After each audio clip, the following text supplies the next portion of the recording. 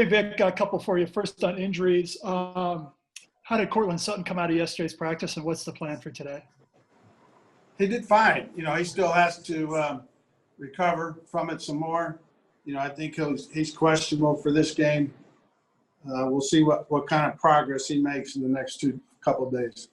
Will Philip Lindsay do anything today? No.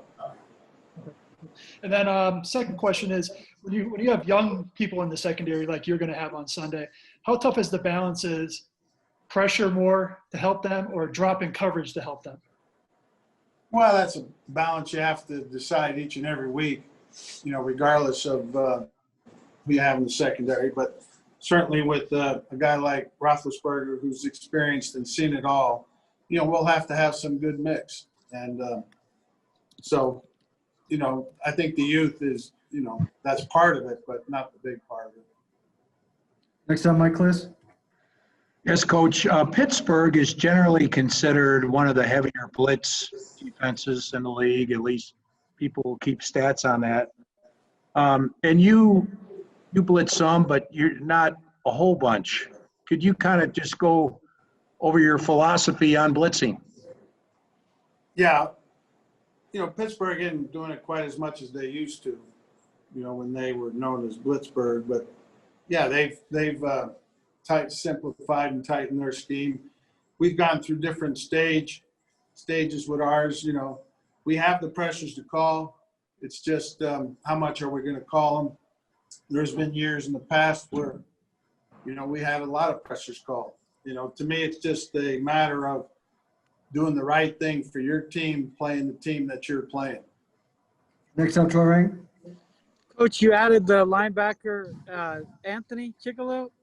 Where does he fit in the mix? And what about Isaiah Irvin? Did you like? You had him in Chicago, obviously, for a couple of years. How do those two kind of fit with what you're doing going forward? Well, we'll see. Chickillo's not in the building yet. With the protocols. Even though you've signed them or agreed, they still can't come in the building for a few days. So you won't see him out there today. He wasn't out there yesterday, obviously. Might be out there tomorrow. So it's probably going to be way too early for him to be part of Sunday's game. But he's an experienced guy. We'll see how he looks when he gets here, get a week's practice and make a decision. Same thing with Isaiah. He was the fourth OLB in Chicago the last 2 years. They didn't keep him this year, obviously, with Vaughn's injury. And, we needed to add some depth there, both for practice purposes and in the game. So, we'll see between Isaiah, Chickillo, and Tuska, who our fourth OLB will be moving forward. Go ahead, Jeff Legwell. Vic, just kind of going back to what Mike was asking you about. I saw the Steelers a couple times last week put their best pass rushers on the same side of the formation, Dupree and Watt, and I just kind of your feeling on doing that and what kind of advantage does that give you? It's twofold. A lot of it's based on protections. We did that some last year when Vaughn and Bradley, before Bradley went down. It's still a look, it's an odd look. So I think that's the big thing. We run the odd look too. It's just a matter of how we get to it. Next up, Eric Dalala. Coach, a couple for you. First, do you have an update on Garrett Bowles being limited yesterday? Yeah, he's got a little issue with his elbow that he's working through. We think he'll be all right, but he'll do some more today. And then turnover-wise, obviously the Ojemudia one got called back there, but when you watched the tape, did you like how many opportunities you guys had to either pick off a pass or force a fumble there compared to last season where you started with a few games without one? Yeah, we had, Justin had a chance. He had his hands on a ball at one point in the game near our sideline, couldn't quite come up with it. So we had two opportunities there, that one and the one you mentioned. We have to do a better job of searching for the ball on defense, to knock a ball out, and get some fumbles. But something we emphasize, we got to keep emphasizing. We got to get better at it. Next up, Ernie Cristal. Coach, I know you downplayed last week having a player, unless it was a quarterback from a former team when you're playing that former team. But with somebody like Mike Munchak, when it's a coach who was there and their staff is still largely the same, what kind of advantage can that be, understanding how things operate in their building on both sides of the ball, personnel and everything else? Well, I think it's mainly the offensive side of the ball. Mike, other than the personnel, Mike's not adept at what they were doing schematically. And plus, they've changed since Mike left there on defense.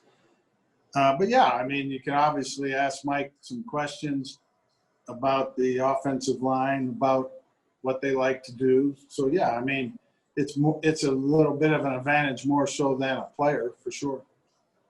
Guys, time for a few more. Next up, Mark Kisla.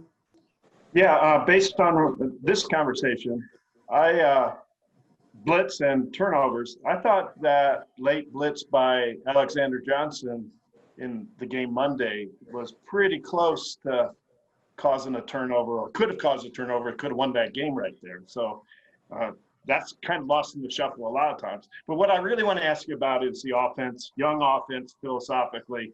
What's the balance between turning Drew and the guys loose as opposed to putting too much on their plate?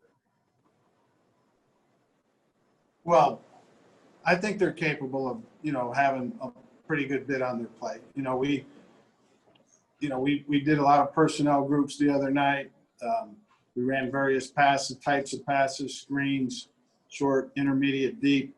I think they're capable of that. But, obviously the more we play, the better success we'll have with it. We're always conscious. We want to do as much as we can, but making sure we can execute it. We can look fancy and do a lot of different things, but if it's not being executed right, it doesn't really matter. So we're trying to push it, and add and use our guys to the best of their abilities. But, we're just trying to handle that fine line of execution too. But I have confidence in our guys to be able to do a lot of things offensively. Thanks. Next up, Arnie. Hey, Vic, I wanted to ask you about two guys, one Levante Bellamy, who you've protected this week, and then also about Tuska, Derek Tuska. What do you like about those two undrafteds that came in here and impressed during the summer? Well, Bellamy, ended up having a good camp with us. Looks like he has some good ability. He can be a contributor on the special teams. He might be up this week due to Phillips' injury. And Tuska, the same thing. He's a young player coming from a lower level of competition. Not the Power 5 conferences, but he's putting in a lot of work both on and off the field, and he's progressing. And we think he'll develop into a pretty good player.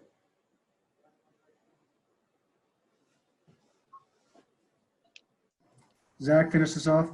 Coach, with KJ Hamler missing most of training camp, when he's able to play, will he start with a small package and then move his way in, or will he be full go in the offense? Probably start with certain plays that we like for him to be in there, both run and pass, and keep expanding it as we go.